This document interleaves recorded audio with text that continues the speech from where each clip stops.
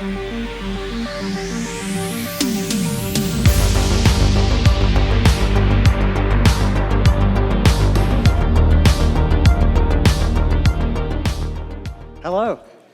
Are you all awake and do you just have your coffee? That's great. Welcome to my workshop about LLMs for programming, or like how to become a 10x engineer, which I'm like actually pretty serious about. I put some handouts out, so I didn't print like 200 of them. But if you can, sit next to someone who has some. There's like a couple lying around in this part of the room. And in general, I encourage you to have a partner, two partners, because it's a workshop and it's like nice to share ideas. There's a URL that's to a GitHub repo which has nothing in it, but it has the handouts as PDF and it has like a list of links or something like that.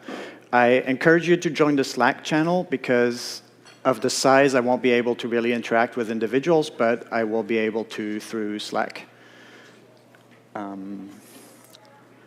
right, the only prerequisites you need are an LLM. So I use OpenAI, just like the chat interface, or like Claude Sonnet is great. But you can use, like, if you want to have fun and use like a small one on your laptop, you're welcome to. Find.com is also great, like anything that's all you need. No code, no Git fork, no nothing. And with that, I'm Manuel. I'm like a software engineer by heart. I knew I wanted to be a programmer when I was 6. And when GPT-3 came out, or like Copilot, I was like, what the? And started just like doing everything I do usually after 25 years of being a professional software developer with LLMs and just like keep finding new techniques until today. I kind of am not on social media. I don't really follow what other people are doing. So this is kind of like all homegrown kind of stuff, but always with the focus of like actually doing like e-commerce work, PHP programming, just like down to earth stuff. And so I'm going to show first just like a few general concrete techniques. Like I think a lot of programmers don't really vibe very well with the technology, especially because the hype around it is like it's going to replace you, us, which is kind of true. But so I'll give like a bunch of techniques to just like to ease in getting into it. So who of you are programmers? Cool. Is there someone who's not a programmer? Because you can still stay, because it's everything will still apply actually. Who's using LLMs, Copilot? Well, I'll put Copilot a little bit apart, but like LLMs code generation for their work. All right, cool. Well, I guess that's why you're coming to the fair, huh? So after a bunch of general concrete techniques that I use, which I feel are pretty important, I'll go into the main concept of how I approach programming with LLMs, which is like treating them as translation engine, not like as something that reasons or something that like writes code and can figure things out with agents. It's just like, oh, they're good at translating one type of language to another, which is honestly what we do as programmers as well, right? We take GitHub tickets or whatever, and we convert them to code. Or the other way around, when the code doesn't work, we create GitHub tickets. But, then a pretty important, this is like a new concept I haven't really played with, but it's so massive, is treating LLMs as like word simulators, and what we can do with that in the context of just like pragmatic programming. And finally, a bunch of like what I try to distill is like what are the skills that we need in this new age as software developers to become really effective, because they're very, very different from what they were in the past. But some of them stay the same, which is also good. So what I'm going to do is like I'm going to go through these pretty quickly. I wrote them up on the handout, and in the handout you'll see these gray blocks. They're concrete examples of just prompts. Like I don't want to paste 20 pages of GPT transcript that no one cares about. But what you can do and try to maybe it will work, just like paste these prompts into ChatGPT and say what happens. And there's some sequences which might or might not work depending on what the model outputs. But hopefully you can follow your way around. And there's links which obviously don't work on paper to some of the transcript I just did yesterday. But really, it's about you trying them out. Like, don't try to these are not examples you should follow. This is not the way to do it. It's just like an example of applying what I really want to get at. And I'll give you about 10 minutes after showing you these things to basically communicate with your neighbors, try to solve some problems that you have, come up with some, and just use some of the examples I showed to get a sense of how these things work. So first technique, which I see a lot of programmers not doing, is not regenerating, right? You'll come in, you'll put some prompt in it, and like either it outputs something great, and you're like, holy crap, or it outputs something that's buggy, and you're like, it doesn't work. But if you regenerate 10 times, you'll see like, oh, it maybe works 3 times, and then 5 times it outputs something that's like almost working, and then 2 times it's outputting something that's completely random. The API works better for that because you can up the temperature. Like I realized Chat OpenAI used to be much more wide in its outputs. Now when you regenerate, it often comes out with the same stuff. Second one is like, instead of trying to correct the models and like, no, this is wrong, this is not the right method and stuff like that, just go back and edit either your prompt or if your UI allows it, like LM Studio or LibreChat, like other front ends allow you to edit the LLM's response. So if the LLM outputs bad code, just go back, fix the code, and then the LLM thinks it output the right code. So it's really useful. Then a next technique is to often clear the context. Like I don't think I do more than 3-4 prompts in the conversation, and then I just take the output at the end and just start a new conversation. That tells me if my technique is robust. Because I can't, if I have a 20-page transcript, I don't really know what's going on. I don't know what the context has been summarized to. And usually by the end, you're just like in La La Land. It works much better with the bigger models now, so maybe this doesn't apply anymore. But it's good practice anyway.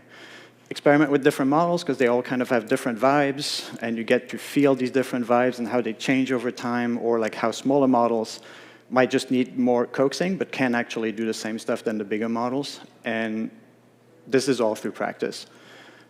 So like practice, practice, practice, practice. I have the trouble that I just get rabbit-holed when I have a task to solve. I try to write the prompt that solves the task, and then I try to write the prompt that generates the prompt that solves the task. But, practice. And then this is some very concrete stuff.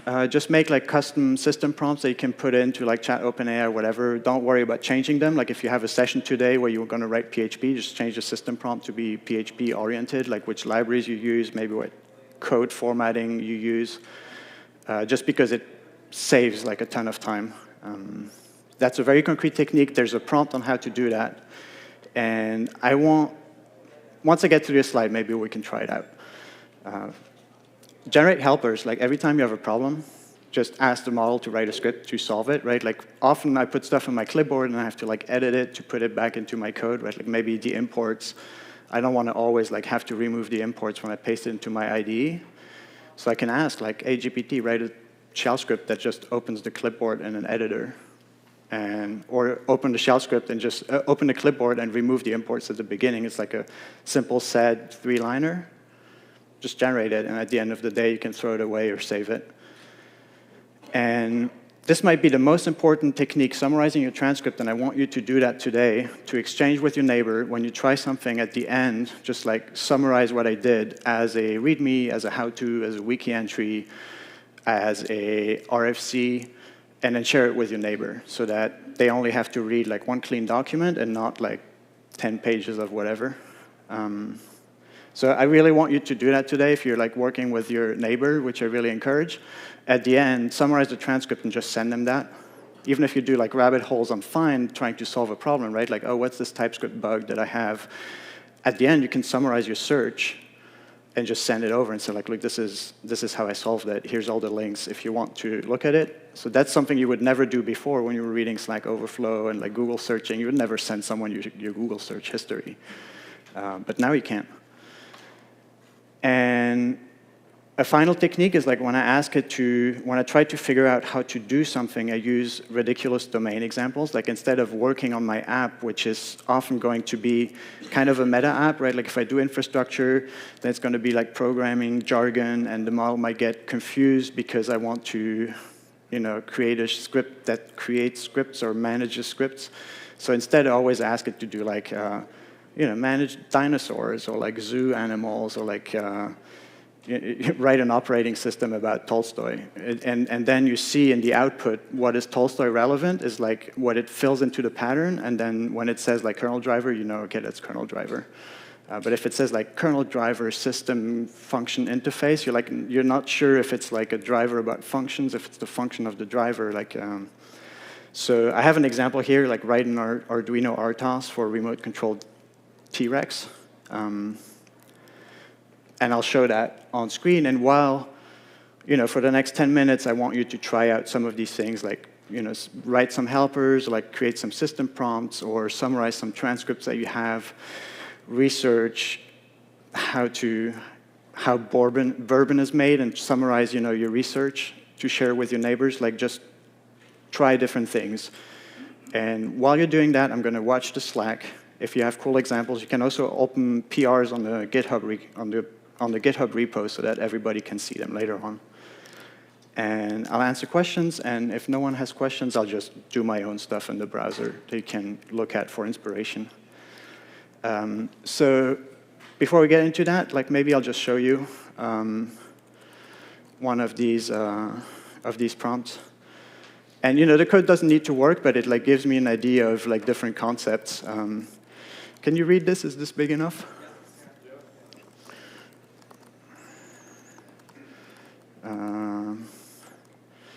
Real-time, preemptive, prey hunting.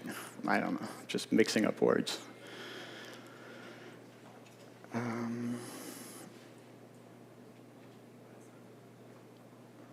This is amazing. The artifact stuff is just amazing. And here you can see, right, like the tasks are prey detection. I know, okay, like it understood that the task name is something different than the task thing itself. But so here I can tell that it used free RTOS, and it's like, no, implement an RTOS from scratch. And then you can just like rabbit hole, right? So I'm going to implement it from scratch, and I'm going to summarize the transcript, and then you can see how that works and how useful it is. So this doesn't necessarily need to work, right? But it gives me a bunch of stuff to look at and try to Google maybe. I can just try it out and run it. But then I'm like, okay, well, where did it kind of fetch this from? You can probably Google it because it's in the training corpus. And that gives you like a good start of either a lot of boilerplate that you want to change, right? And then maybe you're like, okay, well, I know how to do a timer interrupt. I will replace that with my own. You can edit the LLM's response to put in your timer interrupt and regenerate, and it will be like, oh, this is how you write interrupts. I'm going to write interrupts that way as well. And you have a really efficient thing because it's still two interactions with the LLM, right? Like fast inference and stuff like that. Summarize this as a README for my colleagues. And then this is like high value when you work on a team, and then you can just be like, look, this is how my RTOS works. I would never have written that by hand. Documentation of that quality, right? You can say like add examples, list of caveats, only output new text. I will make many typos. The model doesn't care. All right, your turn. I'm watching the Slack. If you want to share ideas of stuff to build, like feel free to do it so that people who are, early morning. Yeah, but can you later on ask in the Slack? That way I don't have, more people can do it. But go ahead. I just wanted to say that it works nice for mermaid charts. You can create a chart of your code. It also shows on the artifacts. Yeah. Oh, nice.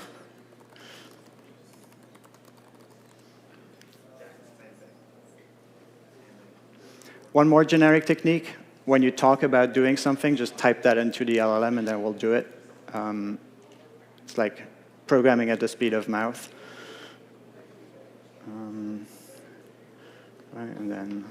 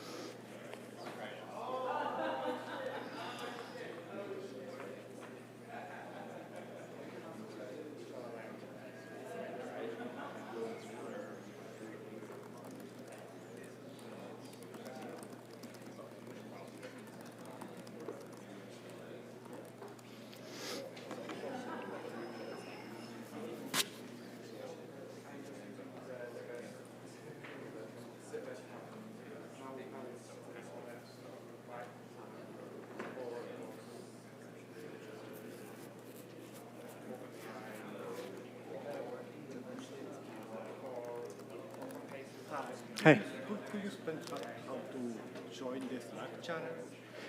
Oh yeah, sorry. So the Slack channel, to join it, the Slack channel is called LLM Working Programmer, Workshop LLM Working Programmers. Sorry about that. Maybe I'll just leave this slide on. You have the handout maybe, or and I'll just mess around in a different tab.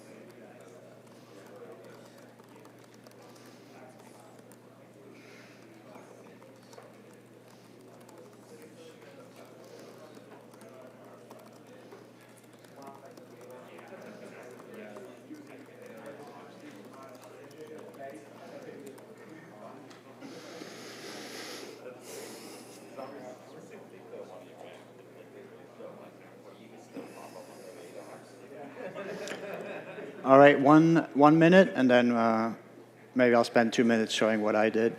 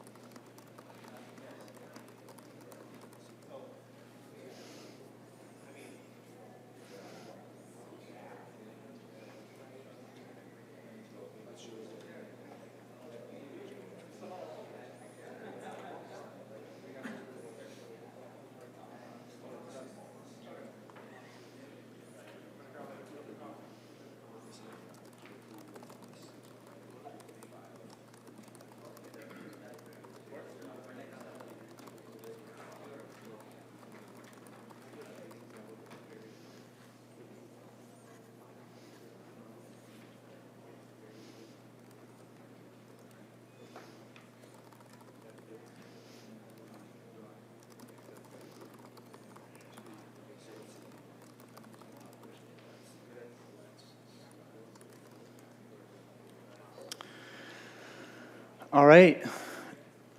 I hope you had fun. Feel free to summarize what you did, in like a README or a little message, and then share the chats in Slack so that everybody can see them, or make a pull request to the repo.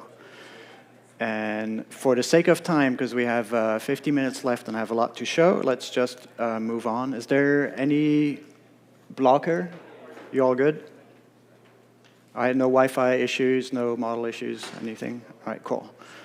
All right, so this is maybe the main concept I use, which is no one knows how LLMs work, and we never will. Because LLMs are basically these weird computational artifacts that have been trained on like whatever gigantic corpus we've trained them on, which no one has the time to read, let alone understand, right? So no single human will ever understand what is in a model. You can just like kind of poke at it and connect it to what we know.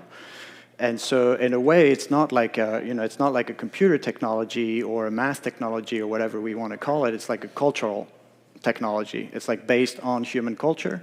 And if you know your way around human culture, you'll be able to squeeze out more of the model, not just programming, right?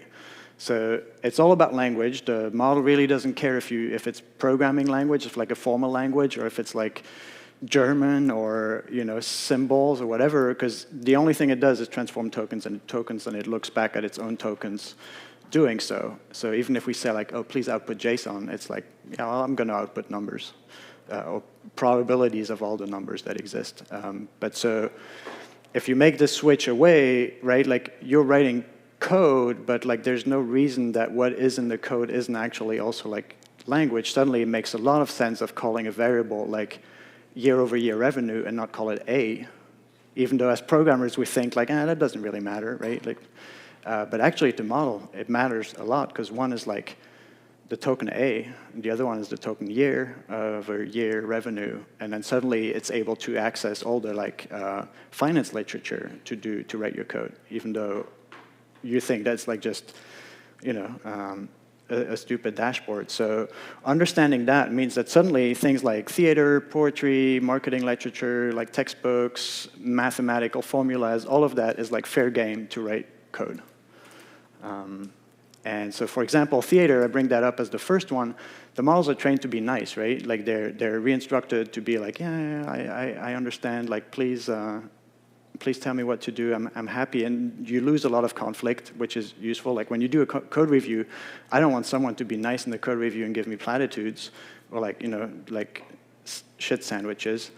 I want something that just like challenges every line I give it. And so if you say like make a theater play code reviewing my code with like 6 different people just like arguing about it, then suddenly in one inference you have like a really good code review instead of someone telling me to handle my errors.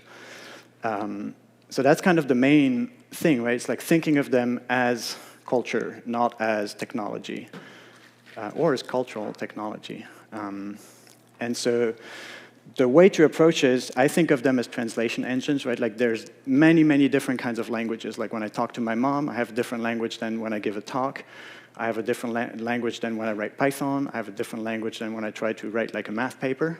And so some of them are like from less formal to more formal. Once you step into the formal language world, you can use a computer to interpret it or do stuff with it more easily. But you can also, transfer from one domain to another. You can go from the T-Rex domain to the real-time operating system domain, or mix both together. It's just tokens, right?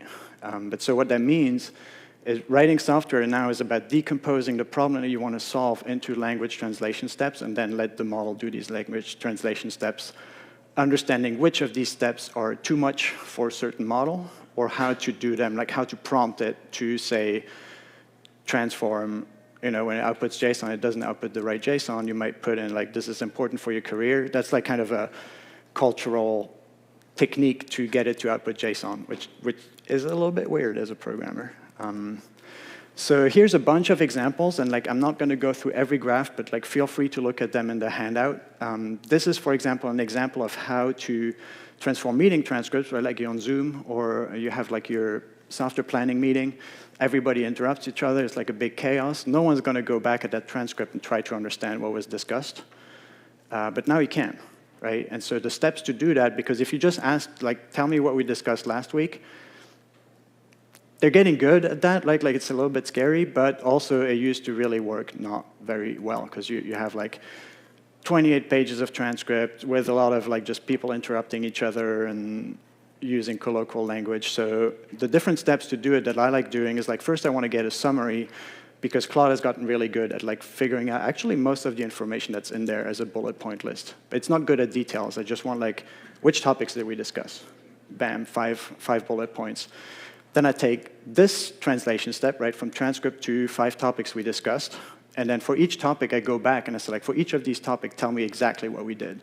And now it has like a direction to know what to grep for in this huge transcript that's only relevant to it. So you get this like pretty good result. People call that, like, there's plenty of papers about it, I think, right, like with complicated names or whatever. But the technique is really just translation steps. It's like from a topic to get all the details to that topic. No need to have like really fancy names about it. No need for fancy prompts. You just go back, paste the summary, and then for each point in the summary, like, give me the details. Then the next step is, once you have these technical details and you take the transcript again, you say like, oh, give me action points, like who's going to do what, which we discussed in the planning meeting. And just give me a list of like, oh, Enrique's going to do that, and Sarah said that maybe we should do this. And you get like a clean list of action points for each of these like fairly detailed technical summaries of each transcript point. If you do that one shot, there's no way that that will work. But if you decompose in these like little translation steps, then you get it, and at the end you can just take the action points and the technical details we discussed, maybe paste some of your code base in there, and create the GitHub issues, which already have like a plan laid out. They're assigned to the right person. You can ask to add tags to it the way you do tags, like name them correctly with the whatever ticket naming convention you use. So that would be an example of like a workflow for transforming transcripts into GitHub issues. No need to really automate that. Like it's just a list of things you can paste, and then in the conversation, if you're seeing it veering off a little bit, you say like, oh no, please tell me what Enrique said about XYZ, I remember it. I don't want to script and like kind of formalize that. I'll just put in transcript tomorrow, I'll forget about it. So I have a couple of scripts to help me do prompts, and I'll get back to those, but I zero-shot everything. Like I haven't done agents, whatever people call agents. So that was an example. You can do other techniques, right? Like take this meeting transcript and the existing docs and code and just say like, oh, we talked about refactoring this thing, and now give me a concrete plan. Like tell me which API should be renamed to what based on what we discussed. I don't want to do that by hand. It's like I need to look for the functions or whatever. Just paste all the names, say like, how do you rename them? Write the script to rename them with sed, You can add in like the technical details we worked out, right, from the summary. We had all these like, oh, we discussed this way. You can maybe put in like your RFC guidelines. This is how we write RFCs, and then you get an RFC out of the refactoring planning that we discussed in the meeting, but with the right function names. Maybe with a script or an actual refactoring that you can put into a test branch, for example. And then you have an RFC that people can discuss, right? And then you can go back. RFC comments, just put them back with the RFC and the technical details in the summary, and just like update the RFC. So this one's a little bit more meta. And I have to see how much time we have. This one is like, once we have the GitHub issues, right, from this transcript, I can formalize them, because just like output them as YAML. Like make me title, tags, assignee, ticket number, link to your whatever. And then now you have a formal representation that a computer that we can write programs for, right? So then I ask it, like, oh, make a shell script to just take this YAML and create the issues for real, like just use the GitHub API. Models are usually pretty good at zero-shotting that. If they mess up the GitHub API like they used to do, just paste the API in there. Then it will usually work. And then you can take this script, which is pretty simple, but iterate on it, right? Like add a help, add a README, add more flags, maybe confirmation, add like colors and little emojis, make like an NPM package for it that everybody can install. That's all like little translation steps going from a JavaScript to the package JSON. It's like not really reasoning. A model can do it great. But when I do it, like it's really annoying and tiring. And then I'll like forget that you have to write like ID uppercase and ID lowercase, and it costs me the afternoon. So what you can do in 3 minutes, right? Like, because I was talking about it, but if I just pasted it into the model, I would be there. I would have the script. It would probably work. Now you can actually talk, okay, now that we have the script, how do we change our workflow within the team, within the company, within the open source project to just automate it, right? Like we have a meeting transcript where it's like create GitHub issues, boom, it's all kind of automated. You maybe want to look at the YAML before you press fire, right? But there's a decent chance that at least you get a lot of boilerplate and you can replace like a couple of LLM fringe speak. What you can do now is just like take the script and the Slackbot API and say like, make a Slackbot for this. Notify the people that have been assigned the tickets. You take your GitHub transcript, paste it to the bot, and then everybody gets notified of their GitHub tasks that come out of it. And then I did some meta stuff, which I'm going to skip. If we go back to this workflow now, right, which probably took us like maybe an hour to build all of this, a good chance that you know, if it's annoying to get like the Slack access API token, or if you like some OAuth stuff, you just like write me a script to get a Slack API token. I really don't want to look up how to do it. Just give me the URL. But what you can do now is that as part of these prompts that we give it, every individual developer that you have on your team, they can like put in their preferences, right? They could say like, well, I don't know about this library, so explain a little bit more when it goes about this thing. I like bullet points.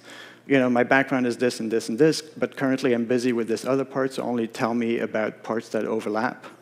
You can, that's just like a TXT you can have on your GitHub, right, or somewhere, but every time the Slackbot, for example, is going to create the GitHub issues assigned to you, it's going to put this thing into the context, and then you will have like tailored documents that explain how to do something. So, you know, if you have the intern, and you know the intern doesn't really know much about APIs or like HTTP, can just put in their prompt, like explain HTTP as it relates to this ticket, or explain our internal infrastructure deployment script. Onboarding, super easy. Just have like an onboarding TXT that's ready to go, explaining like the architecture of your code base. Just put that into the new developers' GitHub issues and make them match, right? Easy, it's just language. So for the sake of time, you can go through some of these. Maybe I'll show one that's really funny is like, do you want to write API clients? I just don't even look at the docs anymore. It's like I record, say I'm in a browser and I click on things and I want to write like an API for the Claude UI, which they don't want me to do, but they have. I just record the entire session, clean it up a little bit, and then just say like, well, write the documentation for this mass of XGP requests that I have. And once I have the API documentation, I'm just like, well, write me like a proxy. And then I have a proxy for Claude AI's newest thing. Let me see. This one's great for learning. You have a topic you want to learn.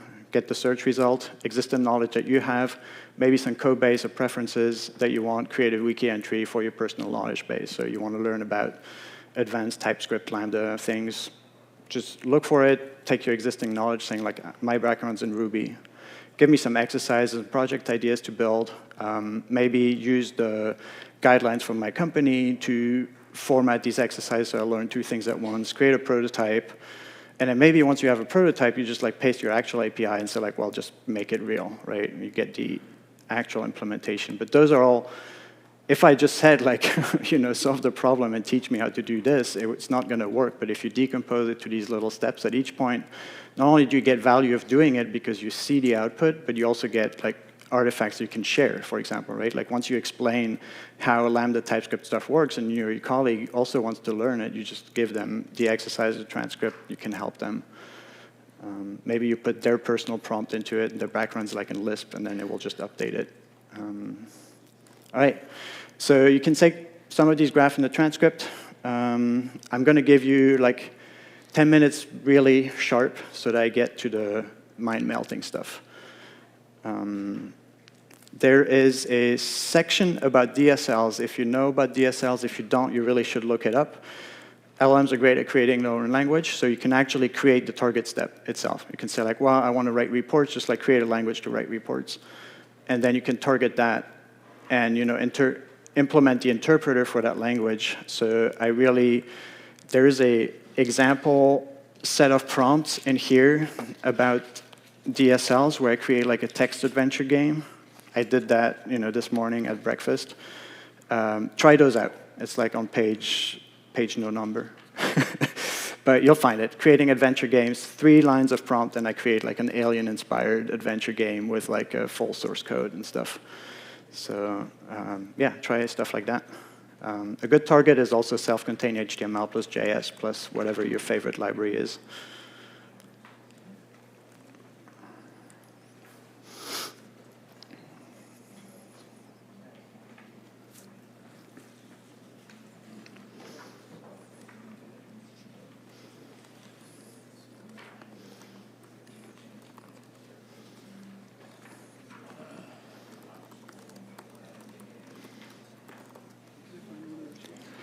There's a couple over here, and then if you have neighbors, I recommend just working with your neighbor as well, like sharing the handout and communicating. It's like, yeah, I think that was the last handout. It's also as a PDF on the repo. If you want to see the repo again, I guess it's in the Slack channel. So the Slack channel is LLM Workshop Working Programmer.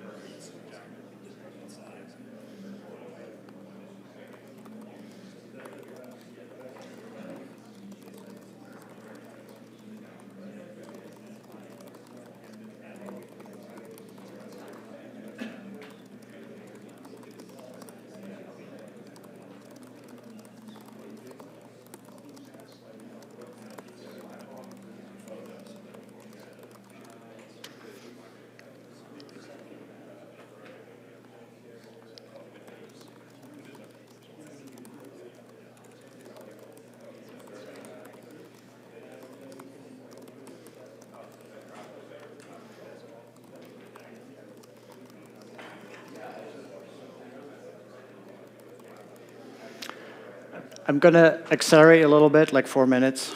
You know, you should be able to write like 5 programs in that time. I'm serious, right? Like, try out my prompts and just create a YAML DSL for the program you want to write.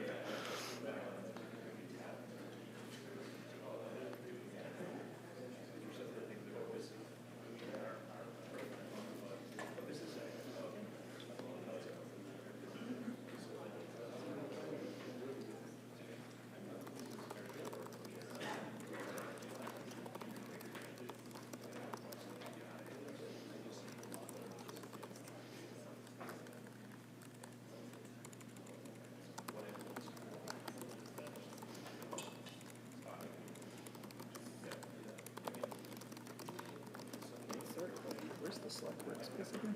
It's called Workshop LLM Working Programmer. Where do you find the link to that? If you're in Slack, That's the like Slack. are you in the AI engineering Slack? Yeah, just look for Workshop and then you should find it. That's the channel? Or Yeah, it's a channel. channel of the AI. Yeah, actually, let me put that back. Here's the Slack. Here's the GitHub repo.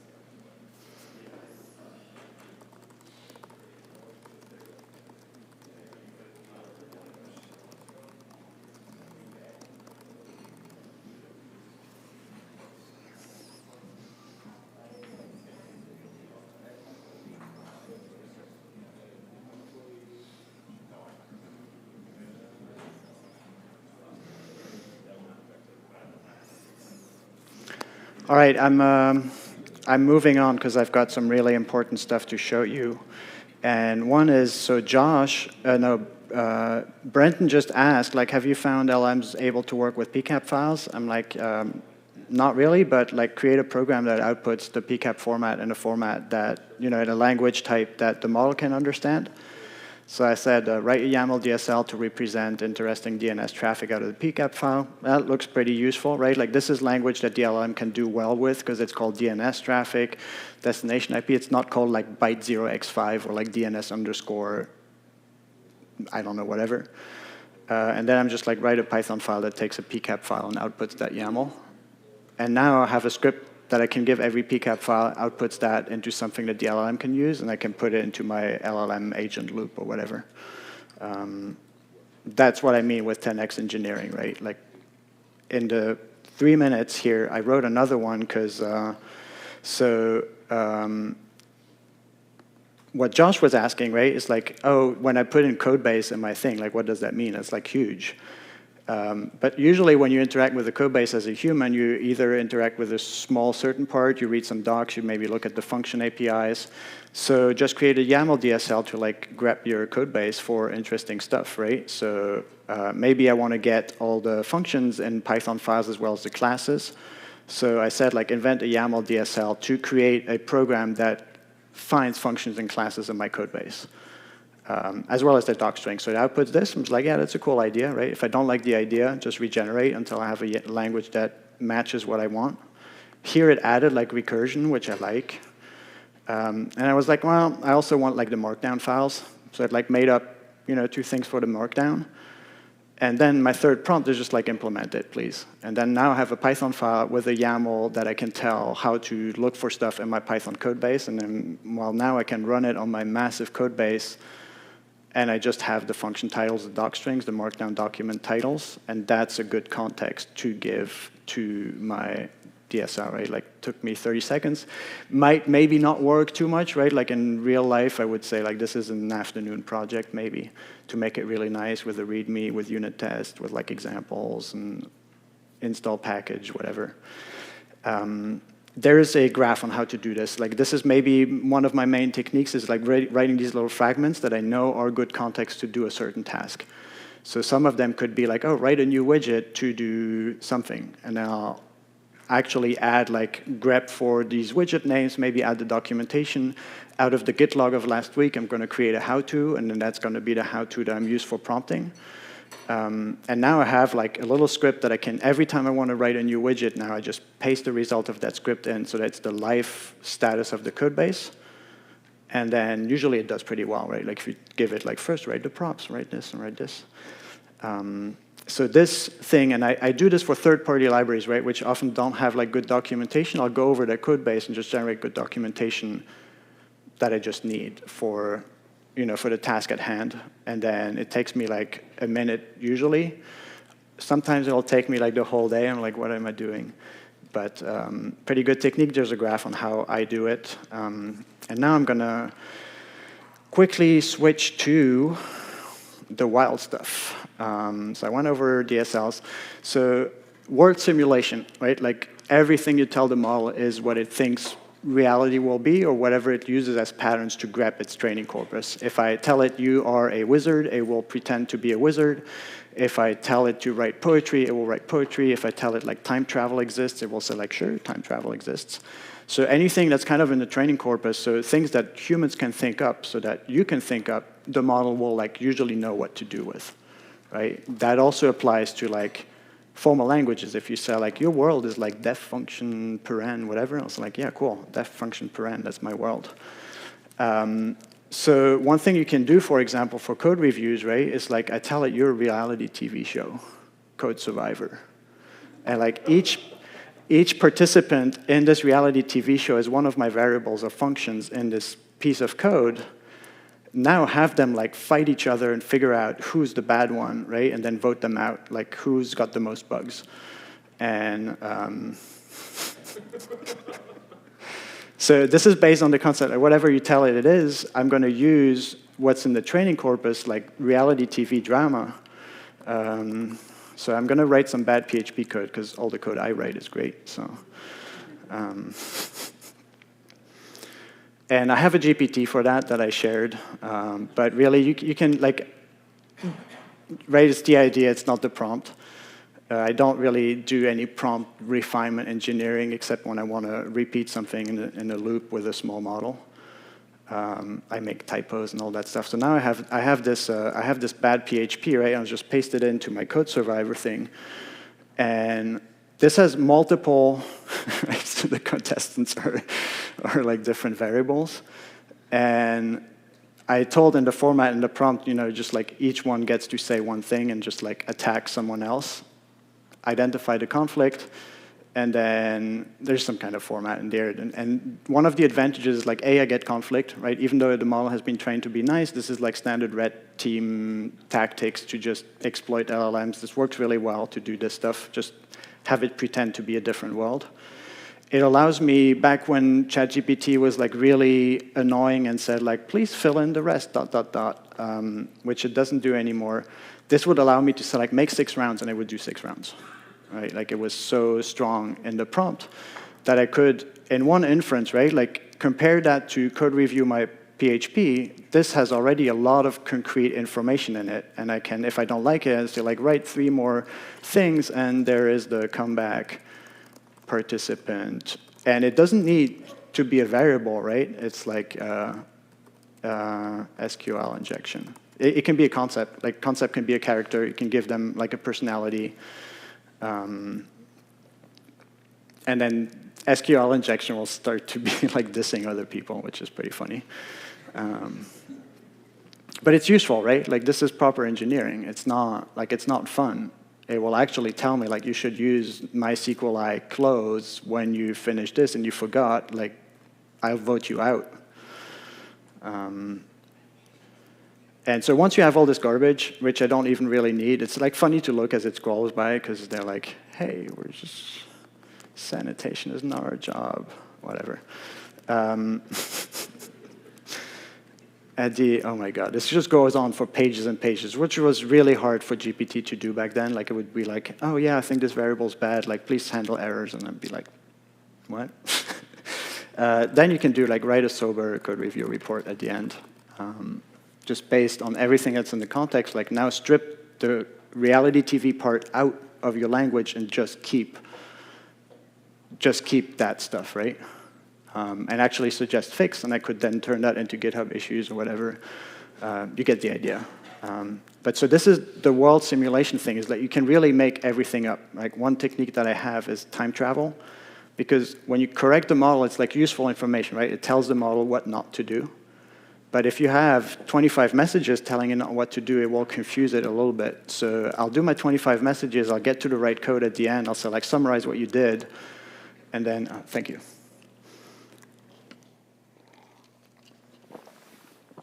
It will be like, summarize what you did, then I'll rewind the 25 things and I'll paste in, like this is you from the future, this is what you tell your past self, and now I have like this pretty good. And it knows what to do with time travel, people coming back from the future telling like your young version what to do, and it's able to generate better code out of that. So, it's weird engineering concepts. So try it out. Like this is not fun. This actually works, right? Presidential debate is great. Greek drama is pretty funny. But where it gets really wild are prompts like, you are the application I want to build. Please start. Right? And now suddenly it's like going to pretend to be what you want to build. And so you can tell it like, please output your UI as like a concise DSL. And it's like, well, I've got like a main widget, I've got like a text area, and I've got this, and I've got this. That's formal language that you can already like visualize. But also you can be like, well, no, I want a sidebar. And it's like, yeah, sure, you have a sidebar. So like click the third element of the sidebar, and we'll pretend that I clicked the third element of the sidebar, right? So just to show you, you are an application to plan flight, travel, and sightseeing for me and my kids. Output your UI as a concise DSL YAML. Start.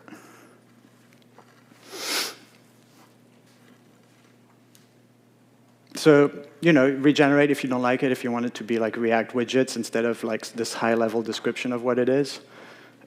feel free to do that. Like you can steer it, right? You can be like, no, I don't want like my data. I want like actually the UI. Here, I don't want to rewind it. I'm just going to correct it, and then once I have the right thing, I can like gaslight it and say like, this is what you generated. Like, no, I want some HTML markup kind of YAML DSL with the actual UI. Zero prompt engineering, like I don't know what I'm doing, but you know, this is much more closely to what I had in mind. It's like, oh, I want the actual widgets, and if I were to, you know, write a JavaScript that parses this, and then as callback handlers, just like output, I press the button X, right? It's like if I want to do like open the tab for day 2, I don't think there's even tabs for it, but it'll just be like, oh yeah, I've got tabs, like of course. And so you can interact with it, and it's kind of like, is this code? Is it not code? But at the end, you can say like, oh, write a spec, right? It's going to write like a concise README kind of spec, and it can be like, implement yourself. Which, this is new. I haven't really played with it too much. I came up with this 2 weeks ago, but it's kind of wild because I'm into film photography. I wanted an app with like 3 timers telling me what chemicals to mix and what, and I built it in 5 minutes. And I was like, this is wild. Like I just said, like I want an app to help me develop film with this process, and like filled it in with the right chemicals and all. And I was like, no, I want like 2 parallel timers that, you know, loop. And I was like, yeah, sure. And then at the end, I was like, write a concise HTML.js self-contained prototype. And then I can pass that on to the graphic designer, or maybe the graphic designer does that all day, right? And he's like, no, I want a sidebar, wouldn't that be nice? And then tomorrow he'll just send me the transcript, and I'll be like, okay, I'll make this work for real. So there we go. This is, you are an application. I showed you the code survivor. This is your turn now, 5, 6 minutes maybe. Just like invent an application, play with it. Like you're an application, use a concise HTML markup, YAML, DSL, start, and then see how far you get.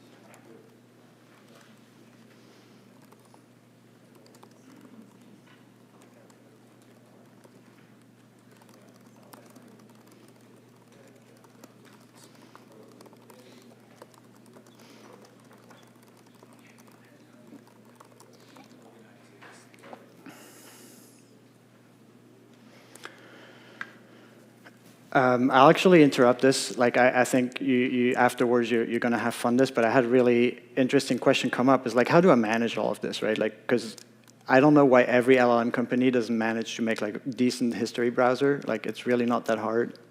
I could generate one in 2 days probably. That's like has tags and allows me to search, and like, but no one manages to do that. I don't know why.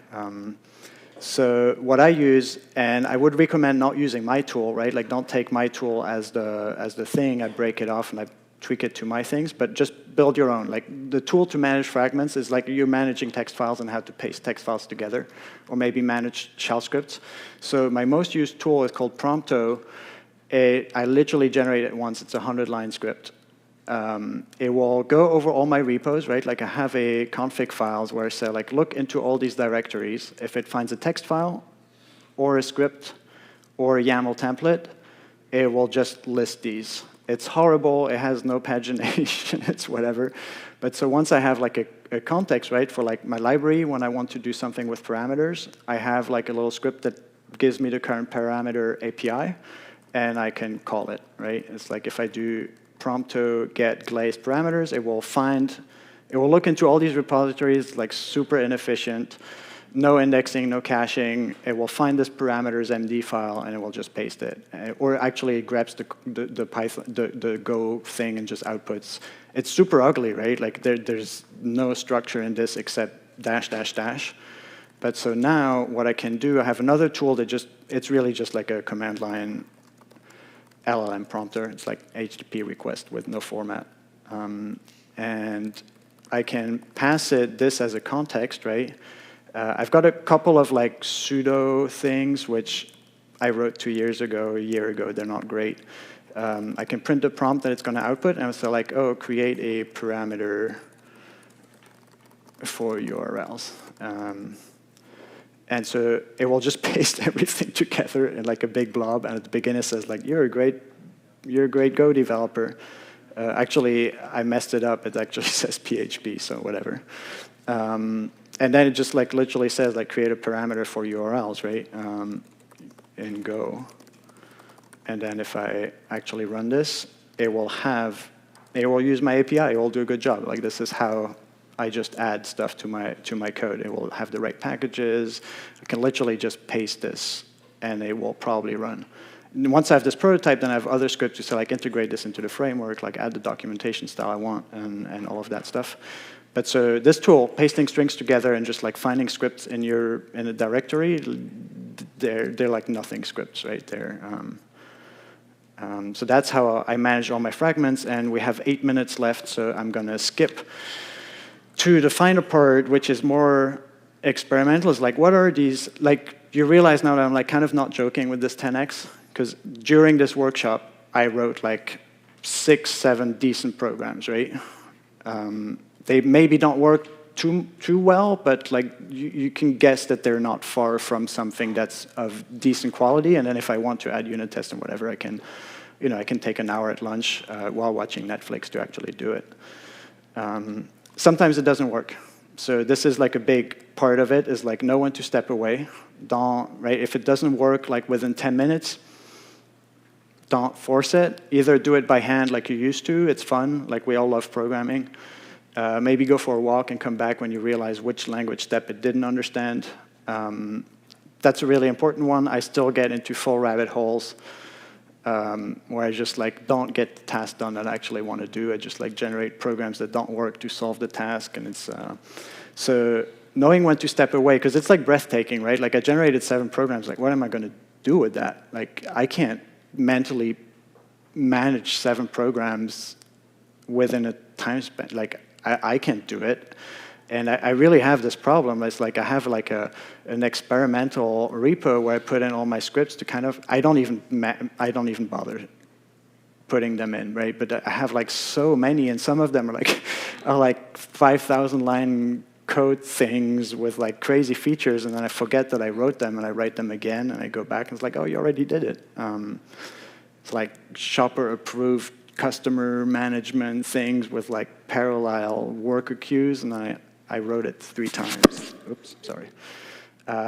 So what, however, doesn't go away, I think, is like fundamental and practical knowledge. Like I know how a real-time operating system works, so it makes it really easy to see if the model doesn't get it, right? Like I'll be like, no, don't do it in assembly. Like use this pattern or use this framework. If I didn't do it by hand or like learn about it, I wouldn't be able to do it. I would go into a big rabbit hole. I wouldn't get an RTOS, but that's the difference between someone who knows RTOS and generates a new one with an LLM and can maybe do it in an hour, and someone who will just like after a week just get nowhere, nothing works, nothing compiles, the assembly's broken. So fundamentals, super useful. Where you can totally forget is APIs, right? Like I really don't care about Amazon's CloudFormation API to do X, Y, Z. Like I really couldn't care less. It's not knowledge I want to take with me into my retirement. And that's gone. But however, the knowledge of how to deploy, to do Coda's infrastructure for functions as a service, that's like really useful pattern knowledge.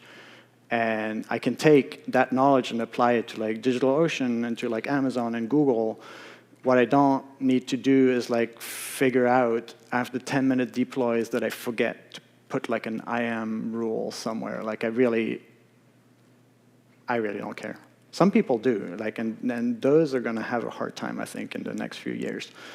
Practice, I already went over it. But as soon as you think about humans in the loop, right? Like, because language is always going to be useful when interpreted by a human. I don't care what the LLM. It could generate like 10,000 programs that don't work, and like, what are you going to do with that? So everything you generate with the LLM, either it's like to kind of help the LLM along to finally output something that's useful to humans, or it's directly useful to humans, right? Like a README is useful for humans. It so happens that because LLMs are trained on human language, it's also useful for an LLM. But if you make it nice for humans, it will work well with LLMs as well, right? Like if I go on for 3 paragraphs about how error handling is useful, like that doesn't matter very much for my senior software colleagues. So I can strip it out and now have a smaller prompt, and it's like going to be more focused.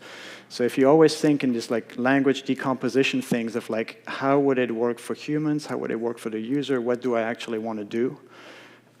That's like a good engineering skill. It was already before, right? But now it's actually in the small is also pretty good. Divergent thinking. I don't know how to teach creativity or whatever. Smoke weed. But like thinking about like these weird things of like, well, I'm going to make like a reality TV show about my code review. I don't know necessarily how I came up with it, but it's the best code review prompt I ever found, right? It's I don't know. I don't know how to come up with that stuff. And what's useful there is to look at people who are not programmers, because they have amazing prompts usually. And programmers are like, we're like very focused on like, oh, we know how to do it, and it's like, it should write code. And then someone comes along and it's like, you're an alien that writes code, and it actually works. That's why people who have no programming knowledge are able to build like full apps while a programmer comes in and says like, well, I forgot to do the for loop check, and this is worthless. And then in the meantime, the non-programmer is like, well, I wrote an Android app that like allows me to film my daughter. And abstract thinking, I think a lot of it is like, once you build something, knowing how to build the thing that builds the thing, or find like the deeper abstraction of it, and then focus that abstraction, I think is pretty useful. My background is in Common Lisp a lot, so there's a bunch of languages like Common Lisp, Ruby, Haskell that are very focused on like creating abstractions, manipulating the language that actually solves the thing. I think that's like a pretty interesting thing. Not that you should write Common Lisp or Ruby, right? But it's like getting familiar with the concepts that make up the community around that language of creating compilers, or like creating like dynamic dispatch DSLs, or finding like mathematical abstraction of how to do control flow or so. That's really useful, and that kind of goes into language design. It's not just like programming language design. It's like any kind of language design. It's like like my favorite format is like title, 1 sentence, code example. That's like a language design thing. It's how I like to have my docs. So that's it. We have 2 minutes. Maybe there's some questions. I guess I can take live questions and then repeat them. Maybe. Oh, there's a microphone. Great.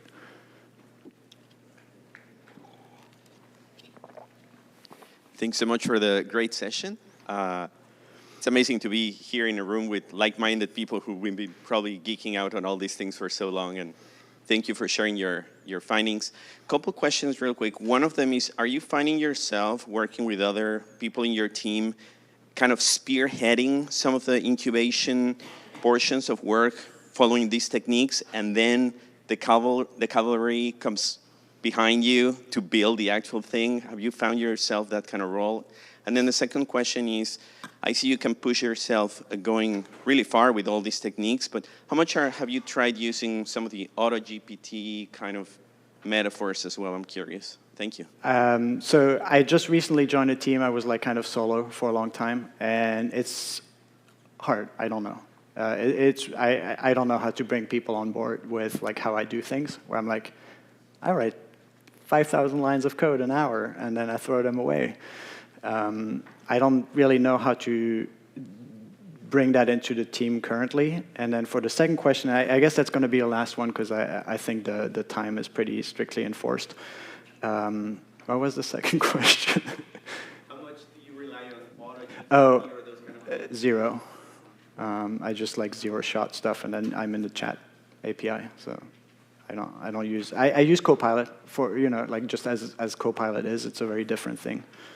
And then that's it. It's a wrap. Cool.